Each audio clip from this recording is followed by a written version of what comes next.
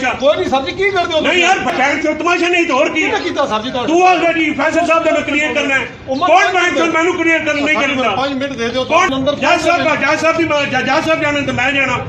मुझे तो जो मेरे साथ वाकया है वह जेल के अंदर हुआ, वहाँ सख्त ज़बान इस्तेमाल हुई है, बड़ी खत का जवाब भी आ गया है। रहते हैं सर, डिजिटल का ज़माना है, हमारी ट्वीटें आपको देखते हैं, आपके तमाम दोस्त रात को इंटरव्यू पे कहते हैं बड़ी सख्त ज़बान इस्तेमाल हुई है, बड़ी सख्त ज़बान इस्तेमाल हुई है इमरान खान साहब की तरफ से।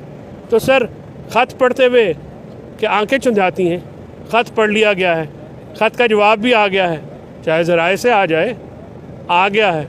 वो ख़त में कोई ऐसी बात नहीं है जो कि किसी के ख़िलाफ़ हो या किसी को दूर करने की बात, अमूमी एक तबसरा है, सारे उससे मुतफ़िक़ हैं। मैं समझता हूँ कि पाकिस्तान में इमरान खान साहब ने अपनी नाक से आगे देखा है, पाकिस्तान के लिए देखा है, पाकिस्तान के मुस्तक़बिल के लिए देखा है। और